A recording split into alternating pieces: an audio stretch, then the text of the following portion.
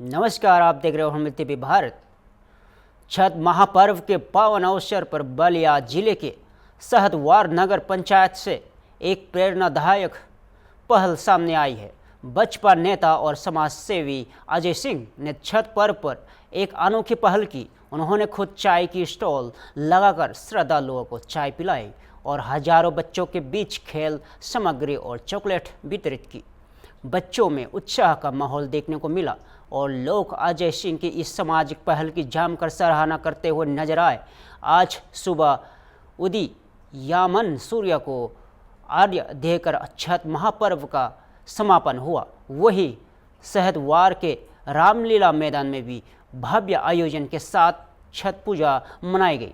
अजय सिंह की यह पहल न केवल समाज में एक सकारात्मक संदेश देती है, बल्कि त्योहारों को सेवा भावना के साथ मनाने की प्रेरणा भी देती है।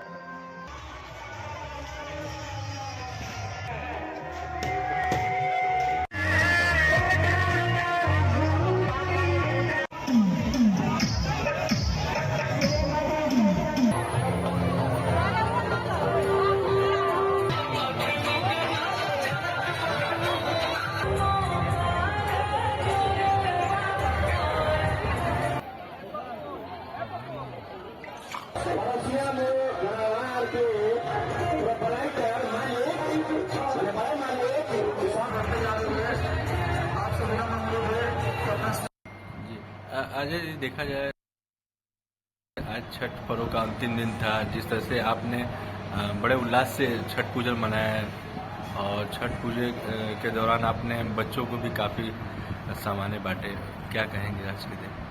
छठ पूजा एक हम लोगों के लोक आस्था की पूजा का पर्व है। इसमें माताएं बहनें 3 दिन से क्रमवार व्रत रहती हैं।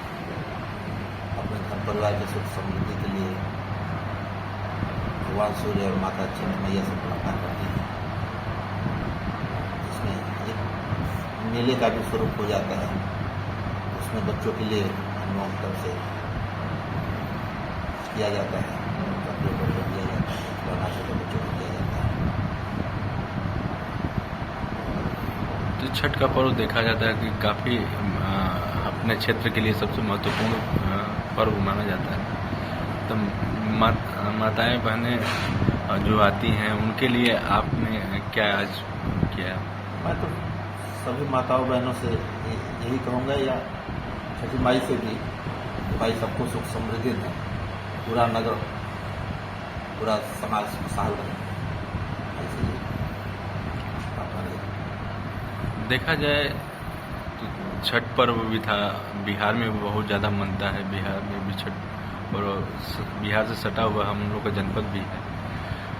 तो इस बार क्या लगता है, बिहार के चुनाव किस तरह की लड़ाई रहेगी इस बार? तो बिहार और ये यूपी जो हम लोग बिहार से सटे हुए हैं, तो हम लोगों के यहाँ रोटी बेटी का संबंध है।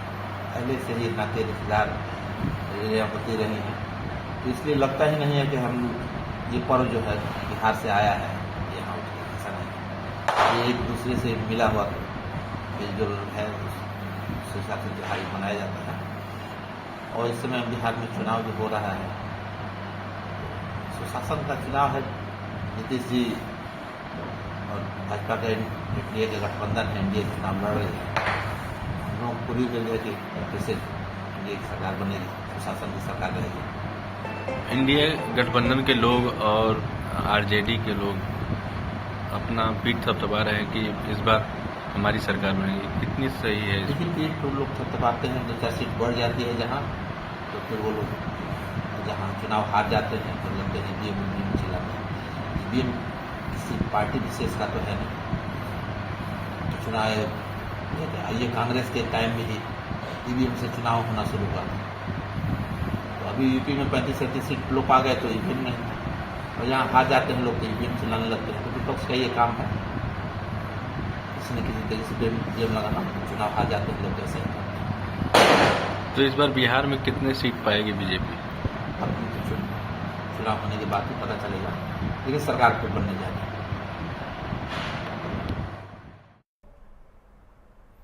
राजधानी लखनऊ से बड़ी खबर सामने आई है। बीकेटी इलाके में हुई हत्या का पुलिस ने खुलासा कर दिया है। डीसीपी उत्तरी की crime surveillance team, crime branch Lucknow और थाना बीकेटी पुलिस की संयुक्त कार्रवाई में इस हत्याकांड का पर्दाफाश कर दिया गया है। एडीसीपी उत्तरी अमोल मुरकुट ने प्रेस कॉन्फ्रेंस कर बताया है कि बीते 25 अक्टूबर को बीकेटी इलाके में प्रदीप गौतम की हत्या कर दी गई थी। जांच में सामने आया है कि मृतक की पत्नी ने अपने प्रेमी बच्चा लाल के साथ मिलकर पति की हत्या कर साजिश रची थी और बच्चा लाल ने पहले प्रदीप को शराब पिलाई और नशे की हालत में पीठ और दाहिनी कनपट्टी पर गोली मारकर हत्या कर दी गई और पुलिस ने पत्नी और अभियुक्त बच्चा लाल दोनों को गिरफ्तार कर लिया गया है। घटना में प्रयुक्त तमंचा, जिंदा कारतूस और मृतक के बाइक भी बरामद कर ली गई है। इस पूरी कार्रवाई में क्राइम ब्रांच प्रभारी शिवानंद मिश्रा, डीसीपी उत्तरी क्राइम सर्विलांस टीम प्रभारी मनीष मिश्रा और थाना बीकेटी पुलिस की संयुक्त भूमिका रही और फिलहाल पुलिस दोनों आरोपियों से पूछताछ कर आगे की कार्रवाई में जुटी है। हत्याकांड हुआ था, आज उसका खुलासा किया गया है। क्या कुछ चीजें निकलकर सामने आई हैं और इसमें कितने आरोपियों की अरेस्टिंग हुई है? बीकेटी में दिनांक 25 तारीख को थाने पे सूचना मिली कि एक आदमी का एक्सीडेंट हुआ है, वो किसान पथ पे पड़ा है मामपुर बाना के कट के पास। मौके पर जब पुलिस पहुंची तब उनको घाव देखकर पता चला कि इसको गोली मारी गई है। पुलिस ने तत्काल उसको अस्पताल पहुंचाया, पहले सोशैया ले जाया गया, फिर केजीएमयू भेजा गया, वहाँ पे उसको मृत घोषित कर दिया गया। इस चीज़ में पुलिस ने अब तक 2 लोगों की अरेस्टिंग की है। इसमें पत्नी और पत्नी का एक प्रेमी, इन 2 लोगों का षड्यंत्र बनाने में और उसे मारने में इन्वॉल्वमेंट थी। इन दोनों को पुलिस ने अब तक गिरफ्तार किया है। सर, किस चीज़ से हत्या की गई थी? 315 बोर के तमंचे से हत्या की गई थी। ये पत्नी और प्रेमी उससे कैसे मतलब जान पहचान बढ़ी है? प्रेमी का कहना है कि उन दोनों की पहचान लगभग जनवरी-फरवरी से थी। प्रेमी उसके घर पे फर्जी नाम से आया है, सुरेंद्र नाम बताया था अपने घर पे, महिला के घर पे, मृतक की पत्नी के घर पे, और कुछ दिन रहा भी है। मृतक की बहन की जब शादी थी जुलाई-अगस्त में, तब कुछ दिन 5-6 दिन रह के उसमें मदद भी किया है।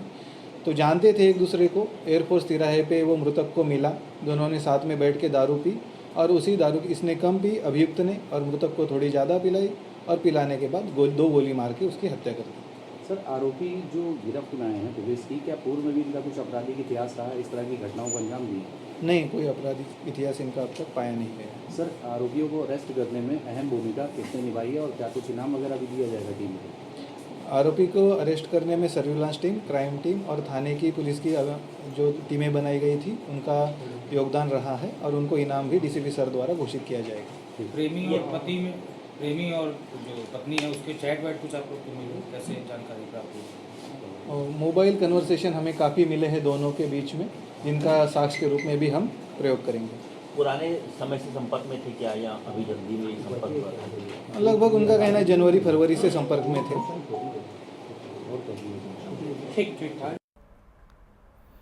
उत्तर प्रदेश में योगी सरकार बनने के बाद से गन्ना किसानों की आय और स्थिति में ऐतिहासिक सुधार देखने को मिला है। लखनऊ के लोक भवन में आयोजित प्रेस कॉन्फ्रेंस के दौरान गन्ना विकास एवं चीनी उद्योग में मंत्री लक्ष्मी नारायण चौधरी ने गन्ना किसानों की आर्थिक स्थिति को लेकर बड़ी जानकारी साझा की। मंत्री ने बताया कि 2017 में योगी सरकार के गठन के बाद से अब तक गन्ने के प्रति कुंटल मूल्य में 4 बार वृद्धि की गई है, जिससे कुल 85 रुपये प्रति कुंटल की बढ़ोतरी हुई है। उन्होंने कहा है कि पहले जहां किसान अपनी समस्या को लेकर सड़कों पर आंदोलन करते थे, वही अब भुगतान और मूल्य वृद्धि दोनों में पारदर्शिता आई है। गन्ना मंत्री ने यहां भी कहा है कि कर्नाटक और महाराष्ट्र की तुलना में उत्तर प्रदेश के गन्ना किसानों की स्थिति काफ़ी बेहतर है। उन्होंने विभाग से जुड़ी हुई कई और योजनाओं की जानकारी भी मीडिया के साथ साझा की। मंत्री लक्ष्मी नारायण चौधरी का कहना है कि सरकार के प्राथमिकता किसानों की आमदनी बढ़ाना और गन्ना उद्योग को आत्मनिर्भर बनाना है। चौधरी जी हमारे साथ, उनसे बात करेंगे। सर, 2017 के बाद से अब तक कितना चेंज आया गन्ना किसानों के लिए? एक सवाल। 2017 से लेके अब तक 9.5 लाख हेक्टेयर गन्ने का क्षेत्रफल बढ़ा है।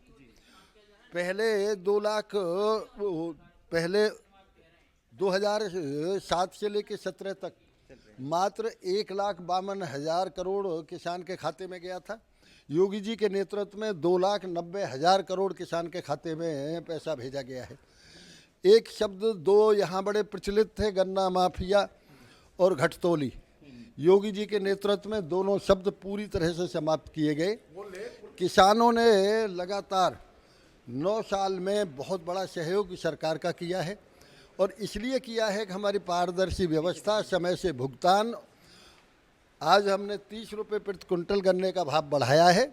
योगी जी के नेतृत्व में 85 रुपये अब तक गन्ने का भाव हम अधिक बढ़ा चुके हैं। 2017 के पहले किसान जो है, गन्ना किसान जो है 46 लाख किसानों के खाते में 3,000 करोड़ रुपए एक्स्ट्रा जाएगा।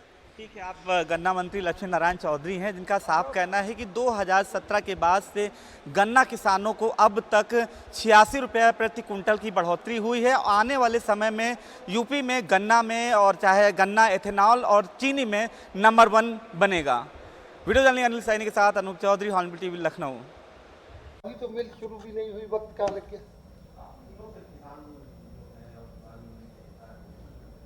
किसान यूनियन के नेताओं की तो कोई डिमांड नहीं, इसमें हमारे पास तो नहीं है। और इतना वक्त लग गया, एक हमने 85 रुपये कुंटल बढ़ा दिया 9 साल में, 8 साल में। तो आपके सामने 4 बार, चौथी बार है ये चौथा का क्षेत्र उत्तर प्रदेश है। यहाँ सबसे ज़्यादा गन्ना भी पैदा हम करते हैं, चीनी भी हम पैदा करते हैं, इथेनॉल भी पैदा करते हैं। इसी संबंध में आप सबसे अनुरोध है मेरा, पूर्ववर्ती सरकारों में अनेक मिलें बंद भी हुई, कुछ निगम की ही मिलें बेची भी गई। आदरणीय योगी जी के नेतृत्व में जब से सरकार बनी है तब से एक पारदर्शी, पहले बहुत, चूंकि गन्ना मुख्य फसल है उत्तर प्रदेश के किसानों की, तो ये एक माफियाओं का सेंटर बना हुआ था और जिसे गन्ना माफिया ही बोला जाता था, इस तरह का बना हुआ था। लेकिन जब से आदरणीय योगी जी के नेतृत्व में हैं, जिसमें सीबीजी संयंत्र भी लगा है, जो हिंदुस्तान में पहली बार लगा है, ये बिजनौर में लगाया गया है। हमने जो मैंने अभी अनुरोध किया था आप लोगों से कि जो गन्ना माफिया एक सिस्टम चल रहा था, जिसे समाप्त करके एसडी के प्रणाली हमने लागू की। अब हमारे देश का हजारों किसान ऐसा है जो कनाडा में और उन देशों में रहता है, लेकिन यहाँ जैसे ही उसकी पर्ची का आना होता है वो अपने आप मोबाइल में देख लेता है, पर्ची का उसे पता चल जाता है। ऐसी पारदर्शी व्यवस्था केवल पूरे देश में अकेले उत्तर प्रदेश में है। 29.51 लाख हेक्टेयर हो गया है, 9.5 लाख हेक्टेयर गन्ना हमारे प्रदेश में बढ़ा है, केवल पारदर्शी व्यवस्था और शुगर फैक्ट्रियों के द्वारा पेमेंट। इसलिए ये इस बात का द्योतक है कि 9.5 लाख हेक्टेयर गन्ने का उत्पादन बढ़ा है। किसान आज हमारी अब तक 85 रुपये कुंटल की वृद्धि हमने की है, जिसमें 10 रुपये प्रति कुंटल हमने 2018 में बढ़ाया, 17 में 21-22 में 25 रुपये कुंटल बढ़ाया, 2023-24 में 20 रुपये कुंटल बढ़ाया और 30 रुपये, ये इसलिए कुल मिला के 85 रुपये कुंटल की वृद्धि मुख्यमंत्री जी के नेतृत्व में गन्ने के मूल्य में हुई है। उत्तर प्रदेश के बलिया से बड़ी राजनीतिक खबर सामने आई है। परिवहन मंत्री दयाशंकर सिंह ने बिहार की राजनीति पर बड़ा बयान दिया है। बलिया के विकास भवन सभागार में यूनिटी मार्च पर को लेकर प्रेस कॉन्फ्रेंस करने के पहुंचे मंत्री दयाशंकर सिंह ने कहा कि बिहार में एनडीए का नेतृत्व मुख्यमंत्री नीतीश कुमार के हाथों में है।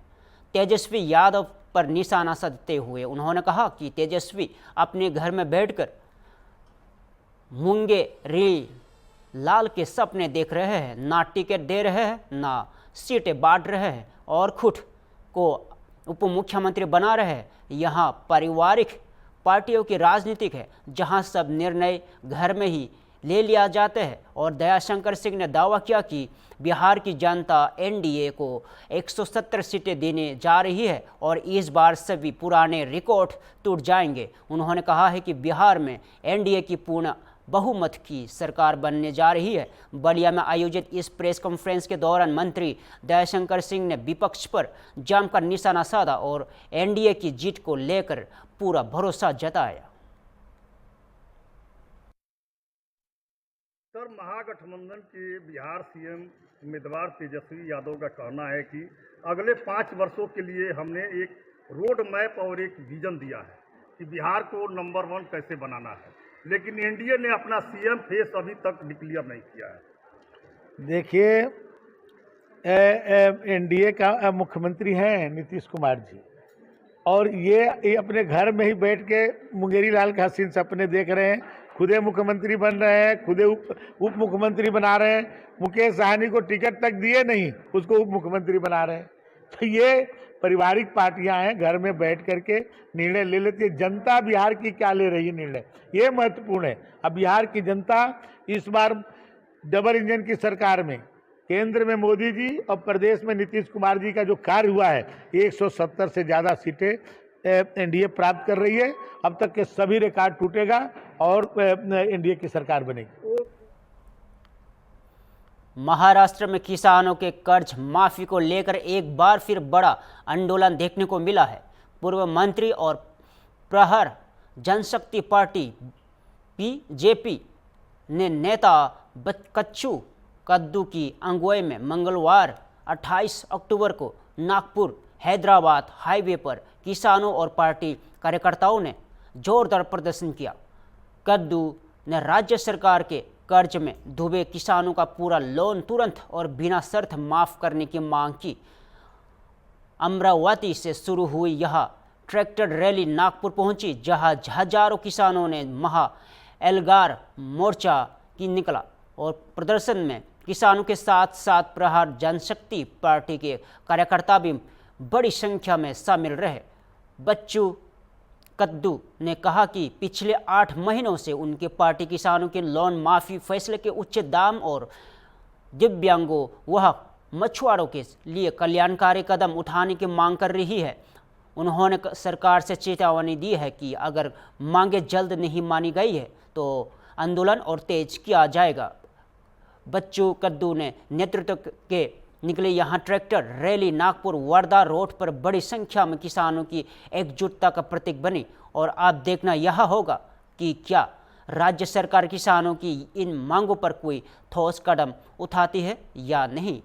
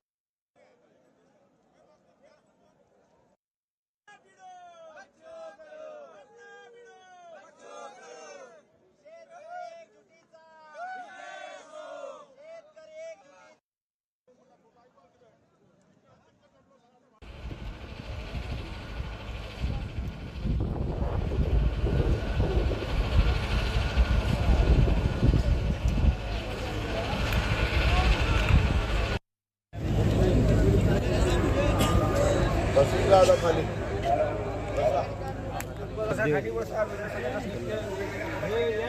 अभी कल से 2 दिन हो गए आंदोलन का, अब तीसरा दिन लग गया है और तीसरे दिन में हम अभी रेलवे जाम करने वाले हैं। मुझे लगता है देवा बहू को हमारे किसानों का खून ज़्यादा पसंद है। वो चाहते हैं कि जितने दिन ज़्यादा रुकेंगे उतने ज़्यादा तड़पेंगे। अगर खेत में वैसे हम आत्महत्या करके मरी रहे तो यहाँ हम वही भी पूरा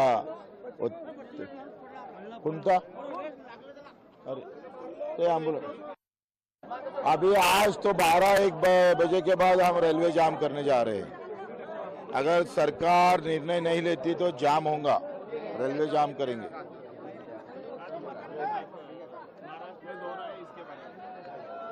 अभी पीएम जी हमारे महाराष्ट्र में आ रहे हैं, उन्होंने कहा था कि उत्पादन दुगना करूंगा और दाम भी दुगना करूंगा। ना दाम दुगना हो ना उत्पादन दुगना होगा, बल्कि हमारे जो किसान है और कर्जे में ज्यादा डूबते जा रहा है, मर रहा है। मैं उम्मीद करता हूं अगर राज्य सरकार के पास पैसा नहीं है तो आप दे दो मोदी जी। आप तो किसान के बहुत भले चाहते थे, जय जवान जय किसान कांग्रेस का नारा बोलते थे आप, मर किसान और मर जवान। आप बोलते मेरे राज्य में जय जवान जय किसान होगा, तो कहाँ गया तुम्हारा नारा मोदी जी? वो नारे की भी याद करते हैं, उनको थोड़ा तकलीफ उठाओ किसान के लिए। अभी तो यहाँ से हम अभी थोड़ा खाना गिना बनाकर हम 12-1 बजे खाना खाने के बाद रेलवे जाम करेंगे।